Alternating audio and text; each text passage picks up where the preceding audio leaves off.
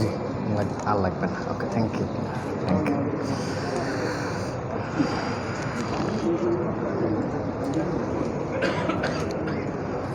আসসালামু আলাইকুম ওয়া রাহমাতুল্লাহি ওয়া বারাকাতুহু।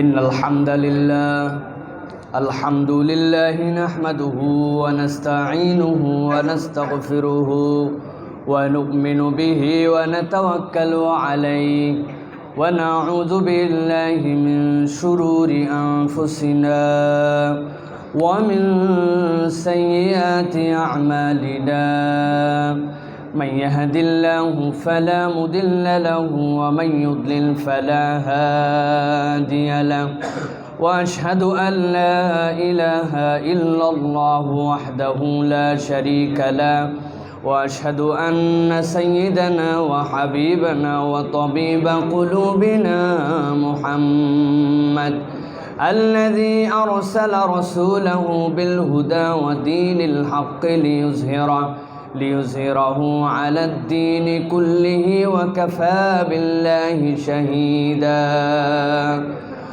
فقد قال الله سبحانه وتعالى في كلامه المجيد وفي فرقان الحميد أعوذ بالله من الشيطان الرجيم بسم الله الرحمن الرحيم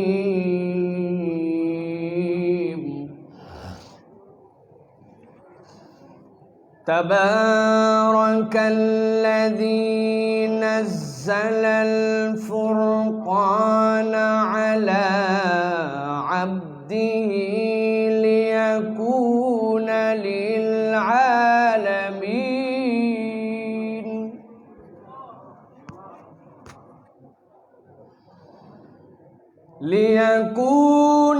للعالمين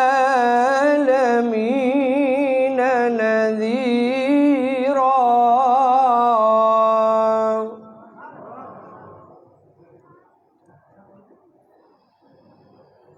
تبارك الذي نزل الفرقان على عبده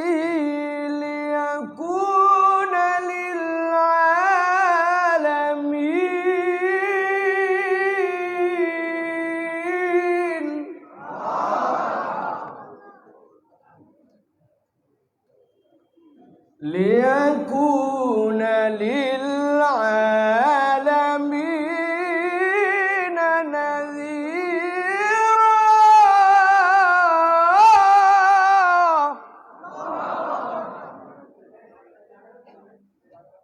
وقال الله سبحانه وتعالى آمرا ومخبرا للمؤمنين والمؤمنات إلى يوم القيامة إن الله وملائكته يصلون على النبي يا أيها الذين آمنوا صلوا عليه وسلموا تسليما اللهم صل على محمد وعلى آل محمد كما صليت على إبراهيم وعلى آل إبراهيم إنك حميد مجيد اللهم بارك على محمد وعلى آل محمد كما باركت على إبراهيم وعلى آل إبراهيم إنك حميد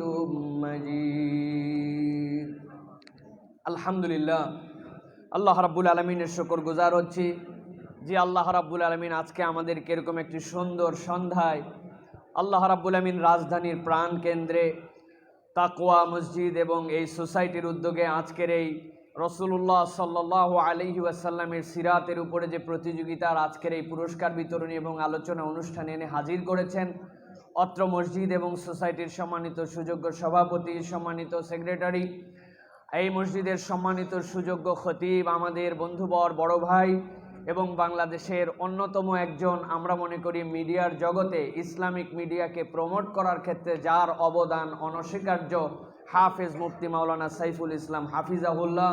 অত্র মসজিদের সুযোগ্য সম্মানিত ইমামবৃন্দ, সম্মানিত স্টাফবৃন্দ, আজকে আমাদের মাঝে উপস্থিত হবেন আমাদের প্রাণপ্রিয় শেখ আহমদুল্লাহ।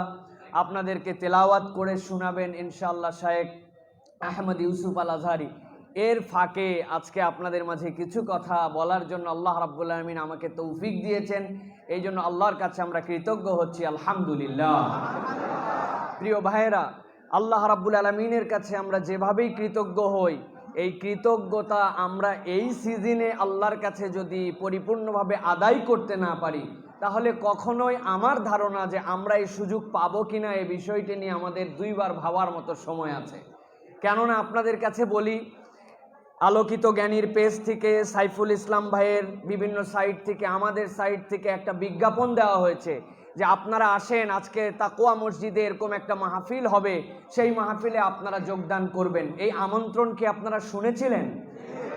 যেই সময়ে আমন্ত্রণ আজকে মসজিদুত তাকওয়া ধানমন্ডিতে দেওয়া হচ্ছে, ঠিক একই পৃথিবীতে একই গ্রহে বসবাসরত এরকম দেশ আছে, দেশগুলোতে বারবার মানুষকে বলা হচ্ছে সামাজিক দূরত্ব মেনটেন করে 3 জন মানুষও আপনারা পাশাপাশি একত্রিত হবেন না। ভালোর ভালো কথা শুনলে ভালো, না শুনলে পুলিশের হাতে ইলেকট্রিক হান্টার দেওয়া হয়েছে, ইলেকট্রিক হান্টার গায়ের মধ্যে ঠেকায়া ওদেরকে কাঁপাকাঁপি করায়া ঘরের মধ্যে ঢুকায় দিচ্ছে, একত্র হতে দিচ্ছে না। আর রব্বুল আলামিন ওই সময় তার বিশেষ কৃপায় আপনাকে আমাকে আল্লাহর ঘরে নবী সাল্লাল্লাহু আলাইহি সাল্লামের সিরাত মাহফিলে হাজির করেছেন। এর থেকে বড় অনুগ্রহ বর্তমান পৃথিবীতে আর কিছুই থাকতে পারে না, ঠিক না? এটা আল্লাহ রাব্বুল আলামিনের দয়া। প্রিয় ভাইয়েরা, এই দয়ায় আমাদেরকে আল্লাহর প্রতি কৃতার্থ হতে হবে। আল্লাহ রাব্বুল আলামিনের প্রতি কায় মনোবাক্যে আমাদেরকে সবসময় আল্লাহর প্রতি শুকরগুজার হতে হবে। আমি তো বলে থাকি প্রিয় ভাইয়েরা, ভূমিকা দিয়ে সংক্ষিপ্ত, আমার সময় খুবই সংক্ষিপ্ত, বলে দেওয়া হয় নাই। আমাকে যখন বলবেন শেষ, আমি তখন শেষ করে দেবো ইনশাআল্লাহ। প্রিয় ভাইয়েরা, আমি বলে থাকি আপনাদের কাছে, এটা স্মরণ করায় দেওয়ার জন্য বলছি, Europe, America, Netherland, Australia, Sweden, Denmark, এদের টাকা পয়সার মূল্যমান আমাদের থেকে অনেক বেশি। একটা পাউন্ড কিনতে হলে 130 টাকা খরচ করতে হয়, একটা ডলার কিনতে হলে আপনাকে 80 টাকার উপরে খরচ করতে হয়, ঠিক কিনা? ওরা প্রযুক্তিতে আগায়া, পৃথিবীর যত বোয়িং, পৃথিবীর যত আধুনিক আবিষ্কার, পৃথিবীর মহাকাশে যত বিজ্ঞানীরা নতুন করে পাঠাচ্ছে মঙ্গল গ্রহে, যে মঙ্গল থেকে রিসেন্ট আমাদের কাছে ছবি আসছে, আমরা মঙ্গলের ছবি দেখে বিস্মিত হচ্ছি, তারা প্রযুক্তিতে আমাদের থেকে আগায়া। তারা এই যে করোনার যে ভ্যাকসিন আমরা 2টা ডোজ নেওয়া শুরু করেছি, এই ভ্যাকসিনটা পর্যন্ত ইউরোপের দেশগুলো আবিষ্কার করে আপনার আমার কাছে পাঠিয়েছে। তারা প্রযুক্তিতে আগায়া, বিদ্যা বুদ্ধিতে আগায়া, আবিষ্কারে আগায়া। কিন্তু আমরা দেখতে পাচ্ছি করোনাকালীন মহামারীতে আক্রান্ত এবং মৃতের তালিকাতেও বাংলাদেশ আগায়া না তারা আগায়া? ব্যাপারটা কি? ওটা মিরাকলিক থিম। এইটা কেমন করে এইটা হলো? যারা প্রযুক্তিতে, জ্ঞানে, বিজ্ঞানে, বিদ্যা বুদ্ধিতে আগায়া, তারা আবার মরাতেও আগায়া। ব্যাপার কি? তার মানে বোঝা যায় কেবলমাত্র এই দুনিয়ার এই আগানোটাই আগানো নয়। আমার রব্বুল আলামিন যাদেরকে দয়া করে, যাদের প্রতি অনুগ্রহ করে এখন পর্যন্ত হেফাজত করেছেন, ওই আগানোতে যারা আগায় আছে প্রকৃত তারাই আগায়া, ঠিক কিনা? সুতরাং আমাদের একটা শ্রেণীর ইমান বিশুদ্ধ করতে হবে। লা দরারা ওয়ালা দিরার। মুসলমানরা কাউকে ক্ষতি করতে বলে না, কাউকে ক্ষতি করেও না। মুসলমানরা মাস্ক পরবে, সামাজিক নিরাপত্তার বিধিবিধান মানবে, হাত ধুবে, পরিষ্কার পরিচ্ছন্ন থাকবে, সাথে সাথে ঈমান এটাও রাখবে। আমাদের থেকে বহু আগে তারা হাত ধোয়া জানতো, আমাদের থেকে বহু আগে তারা মাস্ক পরা জানতো, আমাদের থেকে বহু আগে তারা আইসিইউ, সিসিইউ, টিকা, ট্রিটমেন্ট, ম্যানেজমেন্টে আগায়া। কিন্তু আল্লাহ রাব্বুল আলামিন কেবলমাত্র এইগুলা দিয়ে যদি ঠেকানো যাইতো, তাহলে তারা বেঁচে যেত। এইগুলাই একমাত্র ঠেকানো নয়, আল্লাহ যাদেরকে রক্ষা করবেন সেটাই মূলত আমাদের ঈমান রক্ষা কবচ আমাদের, ঠিক না? এটা ঈমান মজবুত করতে হবে। মাস্ক খুলে ফেলতে বলছি না, স্যানিটাইজ করতে মানা করছি না, কিন্তু ঈমান বাঁচায় রাখতে হবে। তারা আপনার আমার থেকে অনেক ভালো এইগুলা জানতো, কিন্তু তারপরেও তারা তাদের মৃত্যুকে ঠেকাতে পারে নাই, আক্রান্ত হওয়াকে ঠেকাতে পারে নাই। আমার আল্লাহ আমরা কিছুই না জানার পরেও এখন পর্যন্ত ভালো রেখেছেন, এটা আল্লাহর দয়া। এই জন্য বলি প্রিয় ভাইয়েরা, আল্লাহর দয়ায় কৃতজ্ঞ হতে যদি মন একটুখানি উল্টাপাল্টা করে, একটা সহজ ট্রিটমেন্ট দিয়ে আলোচনায় প্রবেশ করব। সহজ ট্রিটমেন্ট। পৃথিবীর মানুষ দুইভাবে খায়। কয়ভাবে? আমি যেখানে কথা বলি আমার কথায় রেসপন্স করতে হবে।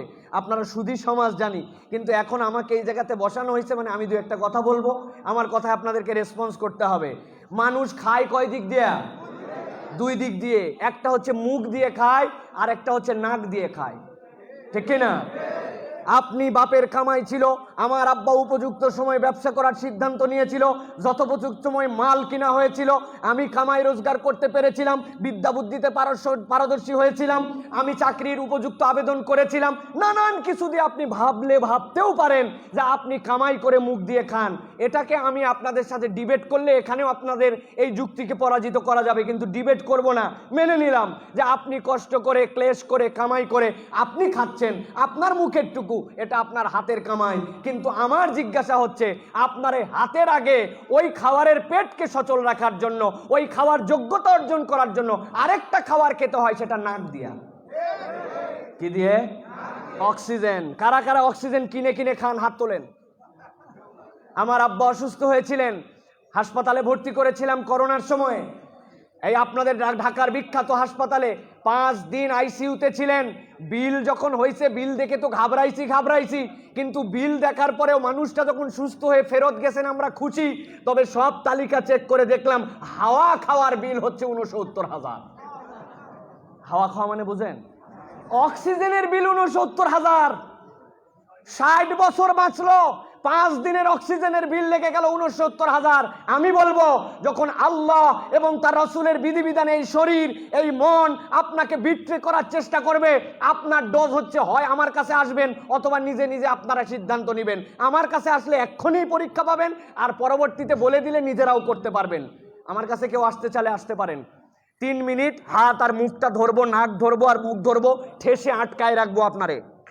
এরপরে যখন আপনি এমন তাবাল করবেন যে আমারে ছাইরে দাও, মরে গেলাম, তখন ছেড়ে দিব, তাহলে বোঝা যাবে যে আপনার নাকের যে খাবার, এই খাবার আপনি খান না, এটা রব্বুল আলামিন আপনাকে দেন। যিনি খাওয়ায় আপনাকে মুখের খাবার আর পেটের খাওয়ার যোগ্যতা দিচ্ছেন, ওই নাকের খাবার যিনি দিচ্ছেন, তার হুকুমের বরখেলাপ এই শরীর করতে চাইলে সাথে সাথে নিজের হাত নিজের মুখ দিয়ে ধরবেন, অথবা কাউরে বলবেন যে ভাই এদিকে আয় তো, আমার একটুখানি মনটা উতাল পাতাল করছে, একটু ঠিক করে দে।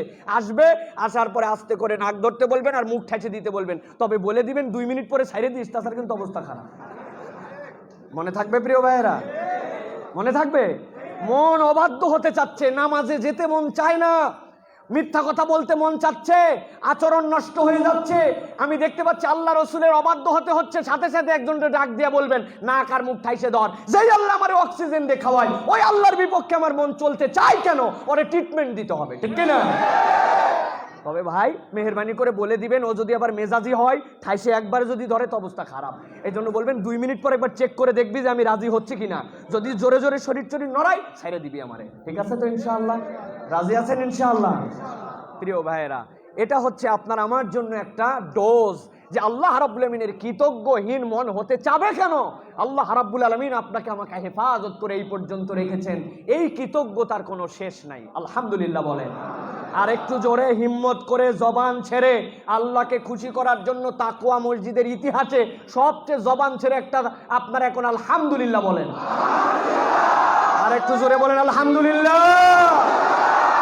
আল্লাহ কবুল করুক, বলেন আল্লাহুম্মা আমিন। প্রিয় ভাইয়েরা, আমি সংক্ষিপ্ত সময়ে আপনাদের কাছে নির্ধারিত একটা বিষয়ে কিছু কথা বলতে চাই। রাসূলুল্লাহ সাল্লাল্লাহু আলাইহি সাল্লামকে আমরা সবাই ভালোবাসি, ঠিক না? কিন্তু আমরা একটা জিনিস জানি না, সেটা হচ্ছে আমরা জানি যে বুনিয়াল ইসলাম আলা খামসিন, ইসলামের বেনা, ইসলামের ভিত্তি হচ্ছে 5টা। জানেন তো আপনারা? এটা ডিটেলস আলোচনা করার সুযোগ নাই। ইসলামের বেনা যেরকম 5টা, এই বেনা না থাকলে যেরকম ইসলামের আপনার মূল্য থাকে না, আপনি ইসলামকে মানতেছেন এটা আপনি আর বলতে পারেন না। আপনি কোনো ইনস্টিটিউটে, স্কুলে যদি আপনার নাম টিকায় রাখতে চান, সেখানে ক্লাস করতে হয়, পরীক্ষা দিতে হয়, সেখানে আপনাকে স্কুলের রুলস অ্যান্ড রেগুলেশন আপনাকে ফলো করতে হয়।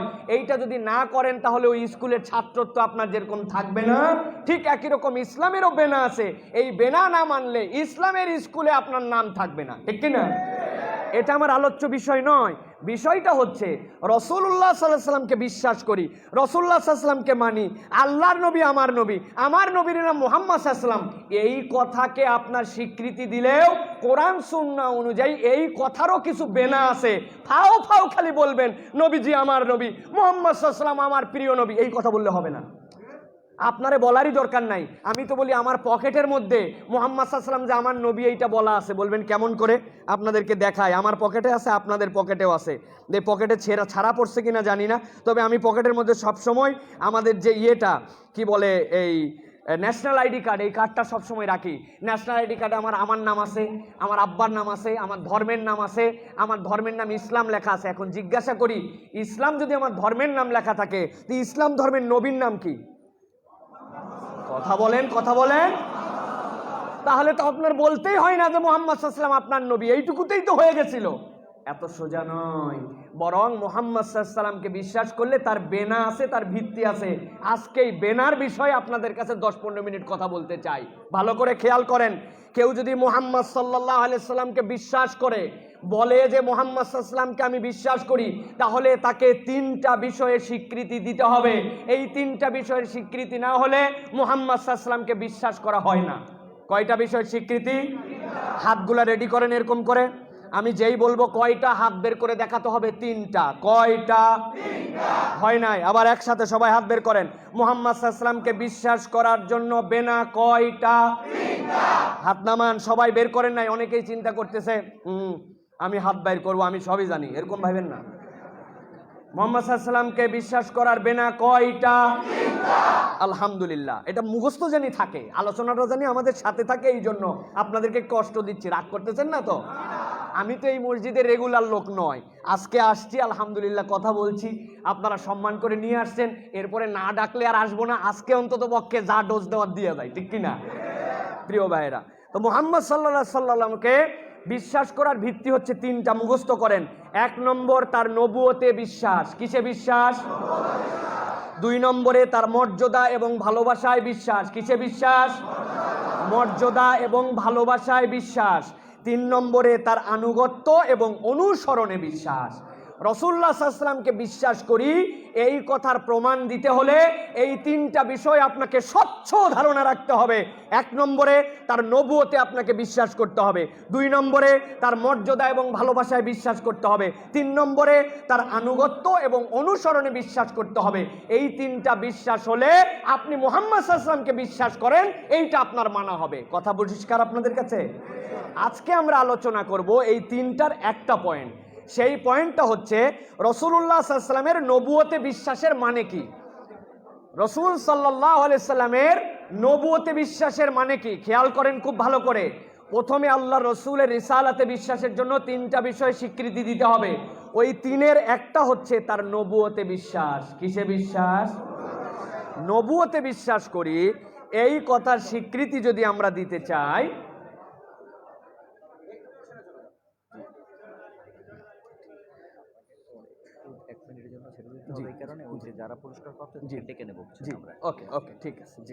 ইনশাআল্লাহ। তাহলে নবুয়তে বিশ্বাস এবার আমরা আলোচনা করব আজকে 3টা পয়েন্টের প্রথম পয়েন্ট। খুব মনোযোগ দিয়ে কথাগুলি শুনে ফেলেন। 1 নম্বরে নবুয়তে বিশ্বাস যদি আমরা স্বীকৃতি দিতে হয়, তাহলে আমাদেরকে 4টা বিষয়ের ঘোষণা পরিষ্কার করতে হবে। আল্লাহর রাসূলের নবুয়তে আমি বিশ্বাস করি, স্বীকৃতি দেই, এই ক্ষেত্রে আমাকে 4টা বিষয়ের ঘোষণা পরিষ্কার করতে হবে। কয়টা বিষয়? কয়টা বিষয়? জি, ওকে ওকে, জি জি, ওকে জি জি, মাইক দিচ্ছে আপনাকে, আপনাকে মাইক দিচ্ছে। বিসমিল্লাহির রহমানির রহিম। সম্মানিত অতিথিবৃন্দ, আপনাদের মধ্যে যারা আজকে পুরস্কার প্রাপ্ত হয়েছেন, তারা মেহরবানি করে আমাদের এখান থেকে পেছনে চলে আসেন। যারা আজকে পুরস্কার প্রাপ্ত হয়েছেন প্রতিযোগিতায়, আপনারা মেহরবানি করে এখানে চলে আসেন, পেছনে চলে আসেন। আমাদের মসজিদের মাদ্রাসার হাফেজ যারা হয়েছেন তারা সহ যারা পুরস্কার প্রাপ্ত হয়েছেন, আপনারা এখানে চলে আসেন। ঠিক আছে, ওকে জি, আলহামদুলিল্লাহ। যারা আজকের এই সুন্দর প্রোগ্রামের যারা পুরস্কার প্রাপ্ত আপনারা, জি ওকে, আপনাদের যারা পুরস্কার প্রাপ্ত আপনাদেরকে গ্রিন রুমে পেছনে আসার জন্য অনুরোধ করা হচ্ছে ইনশাল্লাহ। আমাদের প্রোগ্রামটা খুবই শর্ট টাইমের, আমি আপনাদের কাছে খুবই সংক্ষিপ্ত সময় শেষ করব ইনশাল্লাহ। তবে সাইফুল ভাইকে আমি অনুরোধ করব আমাকে একটু জানিয়ে রাখতে যে আমি আর কয় মিনিট সময় পাবো, যাতে আমার যারা শ্রোতা তাদের কাছে একদম হুট করে চলে গেলে তারা অনেক কথা বুঝার গ্যাপ থাকবে। এই জন্য আমাকে টাইম বলে দিলে আমি সেই অনুযায়ী কথা শেষ করে দেবো ইনশাআল্লাহ। তাহলে নবুয়তে বিশ্বাসের ক্ষেত্রে আমাদেরকে 4টা বিষয়ে স্বীকৃতি দিতে হবে। কয়টা বিষয়? 1 নম্বরে রাসূলুল্লাহ সাল্লাল্লাহু আলাইহি সাল্লামের নবুয়ত সার্বজনীন। বলেন কি? রাসূলুল্লাহ সাল্লাল্লাহু আলাইহি সাল্লামের নবুয়ত সার্বজনীন, এটা আপনাকে স্বীকৃতি দিতে হবে। বাদা মুহাম্মাদিন সাল্লাল্লাহু আলাইহি সাল্লাম ইলা ইয়াউমিল কিয়ামা, আল্লাহর নবীর আসার পরের থেকে কিয়ামত পর্যন্ত সকল মানুষ, সকল কাল, সকল যুগ, সকল শ্রেণীর জন্য আপনার আমার নবীর নবুয়ত সার্বজনীন। তার নবুয়তের মধ্যে সকল জাতি গোষ্ঠীর মুক্তির সনদ দেওয়া আছে। এইটা আপনাকে বুঝে না বুঝে স্বীকৃতি দিতে হবে, ঠিক কি না? মাথায় ধরুক না ধরুক সেটা আলাদা বিষয়, কিন্তু আপনাকে স্বীকার করতে হবে আল্লাহর নবীর নবুয়তে বিশ্বাস করি মানে আমার নবীর নবুয়ত সার্বজনীন। এটা 1 নম্বর। 2 নম্বরে আপনাকে স্বীকার করতে হবে আল্লাহ রসুলের মাধ্যমে নবুয়তের সমাপ্তি হয়েছে, আমার নবীর পরে আর কোন নবী আসবে জোরে বলেন আসবে। কেউ যদি আমাদের কাছে বুঝায় আহমদিয়া সুন্নিয়া জামাত নামে একটা দল আছে, ওই দলেরা বলতেছে নবী আমরাও আল্লাহর নবীকে স্বীকার করি, তবে উনার প্রতিও কিছু নবুয়ত আসছে, তাহলে এই ব্যক্তি কি মুসলমান না কাফের? আমরা দ্ব্যর্থহীন কণ্ঠে জানাতে চাই বাংলাদেশে খ্রিস্টান থাকবে, নাসারা থাকবে, ইহুদি থাকবে, সকল জাতি গোষ্ঠী উপজাতি সবাই সহ অবস্থানে বাংলাদেশে সুন্দরভাবে থাকবে, কিন্তু প্রত্যেকের পরিচয় পরিষ্কার করে থাকতে হবে।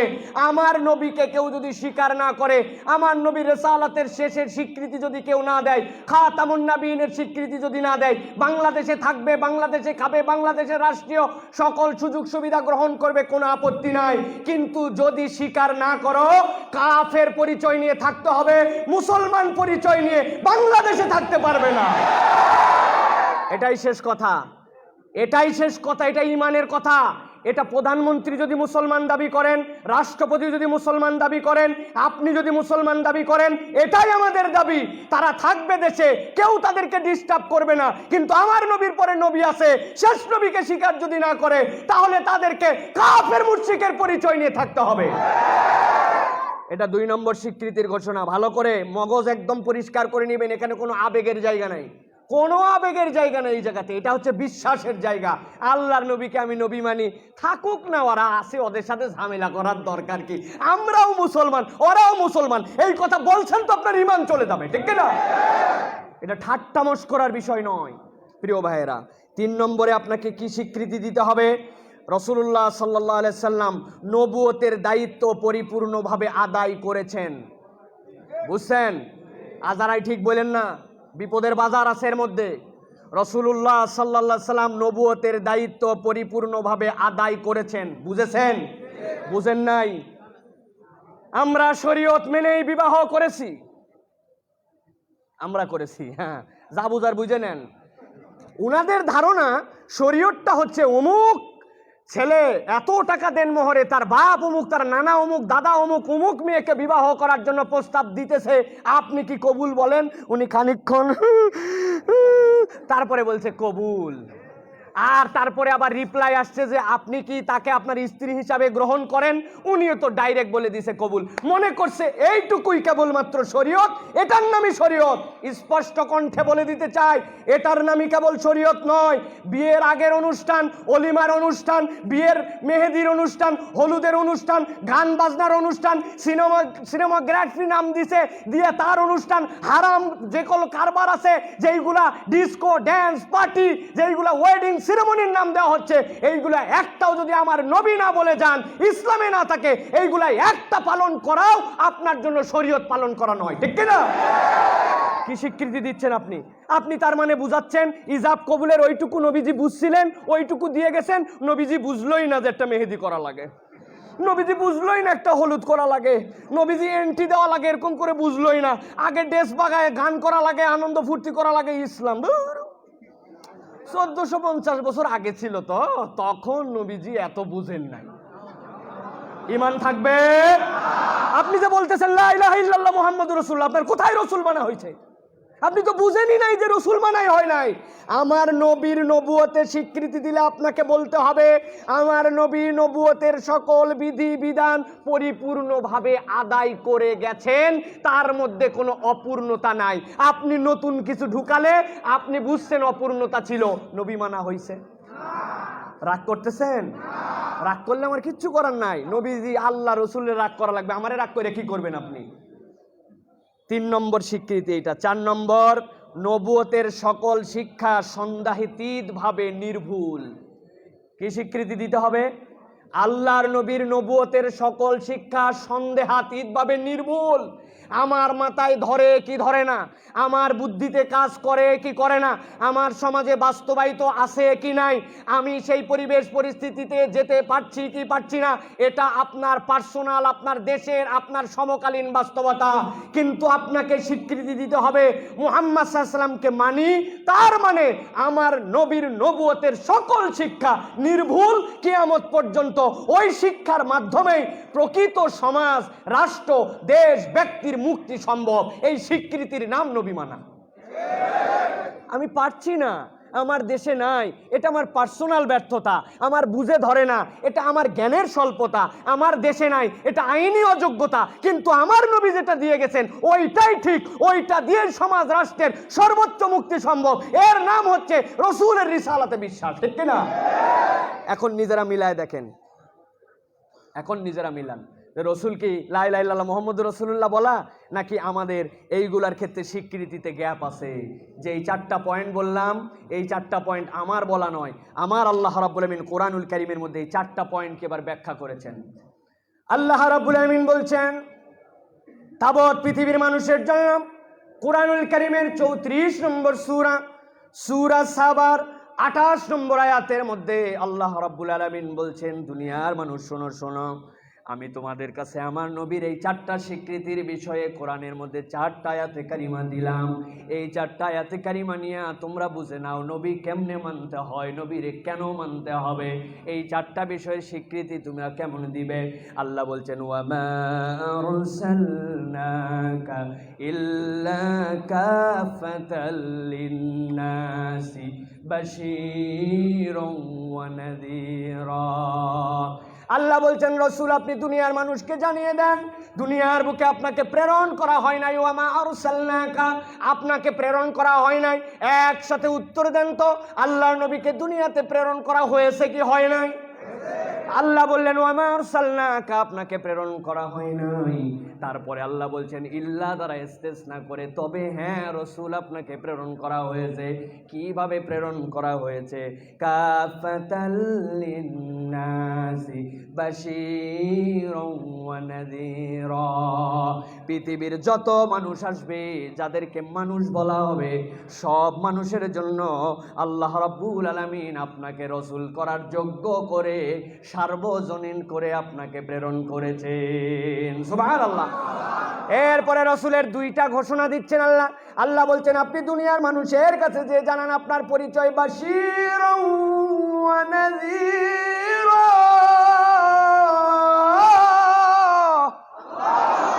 আমার আল্লাহ বলছেন রসুল আপনার পরিচয় দেন আগে, আপনি তাবৎ পৃথিবীর মানুষের জন্য বাশীর, আপনি আগে নাযীর নন। আল্লাহ নূহ আলাইহিস সালামকে প্রেরণ করেছেন, আল্লাহ নূহ আলাইহিস সালামকে আগে নাযীর বলেছেন, ইন্নী রাসূলুল্লাহি ইলাইকুম, আমি তোমাদের কাছে রসুল হিসাবে এসেছি, কেন? যাতে তোমাদেরকে সতর্ক করি। কিন্তু আল্লাহ বলছেন রসুল আপনাকে আগে বাশীর করা হলো। আল্লাহর নবী বাশারতের ঘোষণাটা মুস্তাদরাক আল হাকিমের মধ্যে বলেছেন, অন্য নবীর থেকে আমি কেন পার্থক্য জানো নাকি আমার উম্মত?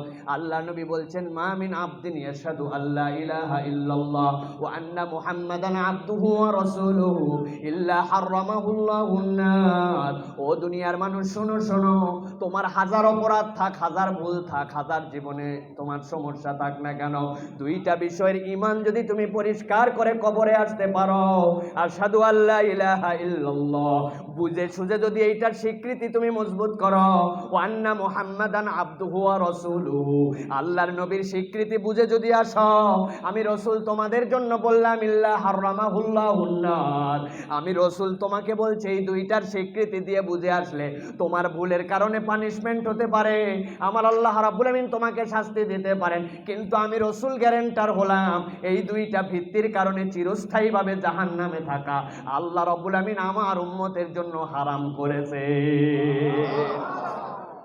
আল্লাহ রাব্বুল আমিনের নবীকে বলা হচ্ছে এরপরে আপনি জানান দুনিয়ার মানুষের কাছে, আপনি যে দুনিয়ার মানুষের জন্য নবুয়ত আপনার সমাপ্ত হলো, আপনার রিসালাতের স্বীকৃতিটা তারা কেমন করে দিবে দুনিয়ার মানুষকে বলেন। আয়াতে কারিমা আসলো কুল ইয়া আইয়ুহান নাসু ইন্নী রাসূলুল্লাহ,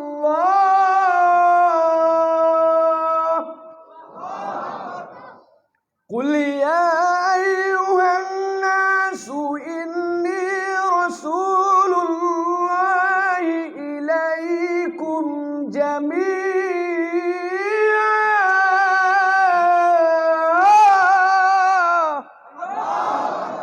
রাসূল আপনি জানায় দেন দুনিয়াতে যত মানুষ আসবে সেই মানুষ কেবল মুসলমান নয়, সেই মানুষ কেবল মুসলমানের ঘরের সন্তান হিসাবে মানুষ নয়, সেই মানুষটা যেই জনপদে আসুক, যেই সম্প্রদায়ের মধ্যে আসুক আর যেখানে আসুক, আমি রাসূলের জীবনের মধ্যে এমনভাবে আদর্শকে ঢুকায় দিছি পৃথিবীর যত মানুষ যদি তার আদর্শটা খুঁজতে চায় মুহাম্মদ সাল্লাল্লাহু আলাইহি ওয়াসাল্লাম তার জন্য যথেষ্ট হবে।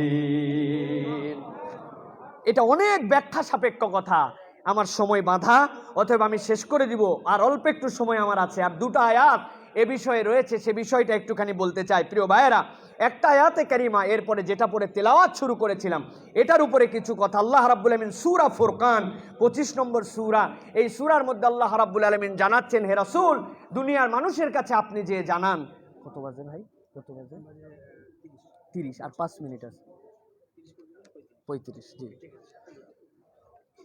আল্লাহ রাব্বুল আমিন বলছেন খেয়াল করেন 5 মিনিটে আয়াতে কারিমাটা আমরা একটু অন্তরের মধ্যে ধারণ করার চেষ্টা করি।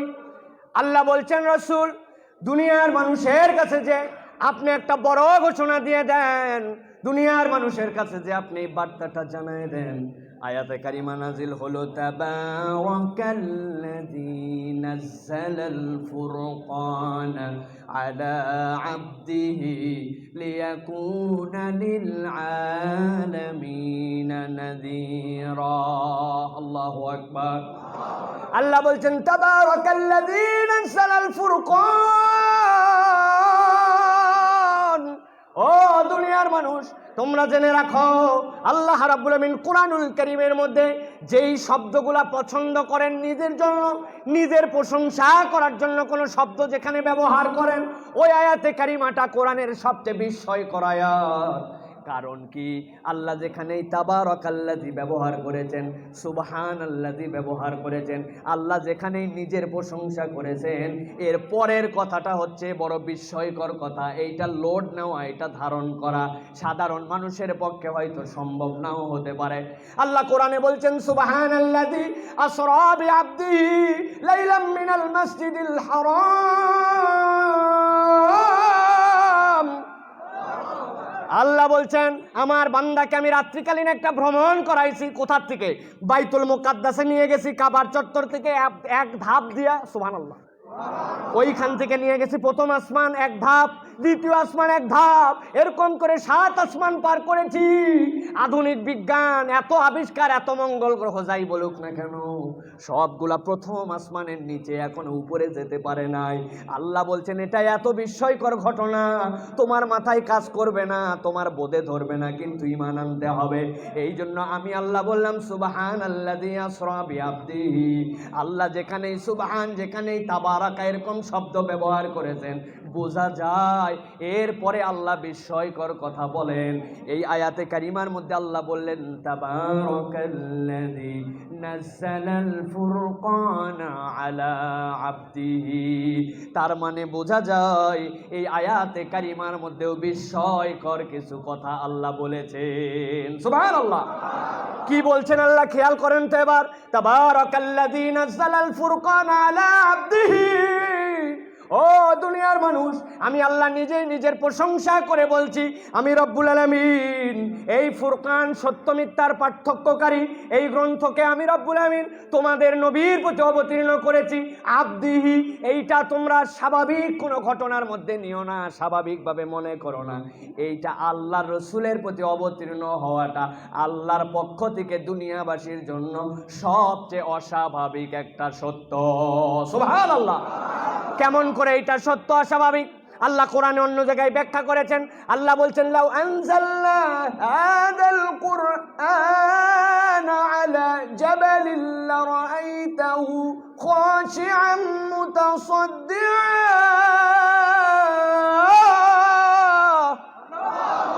আমার আল্লাহ বলছেন, ও দুনিয়ার মানুষ, ওই যে হিমালয়ের পাহাড় দেখতে পাও, কত উঁচু উঁচু পাহাড় দেখতে পাও, ওই পাহাড়ের প্রতি যদি কোরআন অবতীর্ণ করতাম, কোরআনের লোড নিতে পারতো না, থরথর করে কাঁপতো। কোরআন লোড নিতে পারতো না, থরথর করে কাঁপতো। আল্লাহর কথা বিশ্বাস করি, কিন্তু আল্লাহ এই পাহাড়ের আবার বর্ণনা দিচ্ছেন ওয়াল জিবালা আউতাদা। কেন আমি সাগরের কথা বললাম না? কেন আমি মরুভূমির কথা বললাম না? কেন আমি দুনিয়ার মানুষের জন্য পাহাড়ের কথা বললাম জানো নাকি? একটা পাহাড় উপর দিকে যতখানি উঁচু, আমি আল্লাহ ওই পাহাড়টাকে পৃথিবীকে ধীরে স্থির করে রাখার জন্য ঠিক পেরেকের মতো ততখানি মাটির নিচে গেড়ে রেখেছি। ওই পাহাড়টা যেইটা অত উঁচু, তার উপরেও কোরআন আসলে কোরআনের লোড নিতে পারতো না, কিন্তু আমার বিস্ময়কর বান্দা মুহাম্মদ সাল্লাল্লাহু আলাইহি ওয়াসাল্লাম, তার উপরে আমি এই কোরআনকে নাজিল করেছি। আমার রসুল একটুও নড়াচড়া করে না। আল্লাহু আকবার। আল্লাহ বলছেন, প্রিয় মুসলমানেরা, বুঝার চেষ্টা করো। তাবারাকাল্লাযী নাযালাল ফুরকানা আলা আবদিহি। কোরআন তো অবতীর্ণ করলাম বিস্ময়কর ভাবে। আমি রব্বুল আলামিন তোমাদের জন্য এই ফুরকানটা দিলাম আমার হাবিবের উপরে, কিন্তু কেন আমি রব্বুল আলামিন এইটাকে আরো বিস্ময়কর করেছি জানো নাকি? হে রাসূল, আপনি জানাই দেন। সেইটার কারণ হচ্ছে লিয়াকুনা লিল আলামিনা নাযীরা।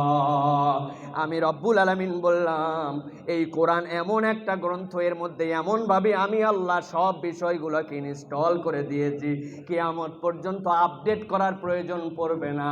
কিয়ামত পর্যন্ত মানুষের পাথেয় হিসাবে যা যা লাগবে, মানুষের জীবন ব্যবস্থা হিসাবে আমি আল্লাহ সবগুলাকে এই কোরআনের মধ্যে দিয়ে দিয়েছি।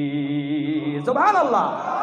1400 বছর পরেও আজকেও কোরআন আমাদের কাছে একটুকু পুরাতন মনে হয় না, বরং আমাদের কাছে তো মনে হয় কোরআনই সবচেয়ে বেশি আমাদের কাছে আপডেট, কোরআনই সবচেয়ে বেশি আমাদেরকে নির্ভুল তথ্য দেয়, ঠিক কিনা? আমরা যখন মানুষকে কোরআনের দিকে ডাকি, এখন একটা শ্রেণী আমাদেরকে বলে, আরো বাংলাদেশের এই হুজুররা, এই মোল্লারা বাংলাদেশকে 200 বছর পিছায় নিয়ে গেছে, বলে না ভাই? আমি বলি, ভাই আল্লাহ আপনাদের প্রতি রহম করুক, আল্লাহ আপনাদের প্রতি দয়া করুক। আমরা কেবল চেষ্টা করে 200 বছর নিয়ে গেছি বলতেছেন, আমাদের তো টার্গেট 200 বছর না, আমাদের টার্গেট বাংলাদেশকে 1450 বছর পিছনে নিয়ে যাওয়া, ঠিক না?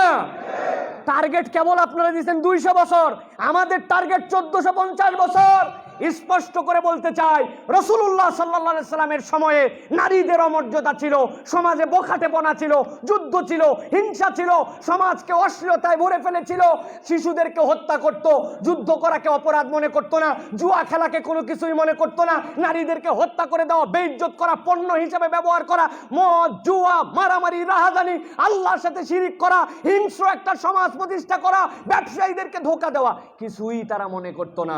আমার নবী সাল্লাল্লাহু সাল্লাল্লাহু আলাইহি সাল্লাম ওই সমাজে আসার পরে আইয়ামে জাহিলিয়াতের সমাজকে আইয়ামুন নূর বানালেন, ওই সমাজকে পরিবর্তন করে আলোকিত করলেন। যেই সমাজে চুরি ছিল নিয়মিত পেশা, ওই সমাজে দরজা খুলে রাখলেও 1000 কিলোমিটারে কেউ চুরি করতো না। যেই সমাজে নারীর ইজ্জত ছিল না, ওই সমাজে নারী যদি পর্দা ছাড়াও ঘুরতো, একটা পুরুষ তার দিকে চোখ তুলে তাকাতো না। যেই সমাজকে আল্লাহ রাসূল পরিবর্তন করেছিলেন, আমাদেরও টার্গেট কোরআন সুন্নাহ দিয়ে 1400 বছর পূর্বের সেই রকম সমাজের রূপটাকে বাংলাদেশে কায়েম করা, ঠিক না? সুতরাং যেই বলবে আপনাদেরকে হুজুররা আলেম ওলামারা বাংলাদেশে পিছাই নিয়ে যাচ্ছে, আপনারা বলবেন আপনাদেরকে দোয়া করি, মাত্র 200 হয়েছে, আর মাত্র 1250 দরকার, ঠিক না? রাজি আছেন তো ইনশাআল্লাহ? আর অনেক কথা ছিল, আমাদের শ্রদ্ধেয় শায়েখরা সবাই চলে আসছেন, আমি আমার কথা আর একটুকু বৃদ্ধি করব না। কথার মধ্যে যদি ভুল হয়ে থাকে, আপনাদের সন্তান হিসাবে, ছোট মানুষ হিসাবে আপনারা ক্ষমার সুন্দর দৃষ্টিতে দেখবেন। যদি কল্যাণকর কিছু বলা থাকে, এইটা আপনি আমরা সকলে পালন করার চেষ্টা করি। ওমা তৌফিক ইল্লা বিল্লাহ, সুবহানাকাল্লাহুম্মা বিহামদিকা, আশহাদু আল্লা ইলাহা ইল্লা আনতা, আস্তাগফিরুকা ওয়া আতুবু ইলাইক। আসসালামু আলাইকুম ওয়া রাহমাতুল্লাহি ওয়া বারাকাতুহু।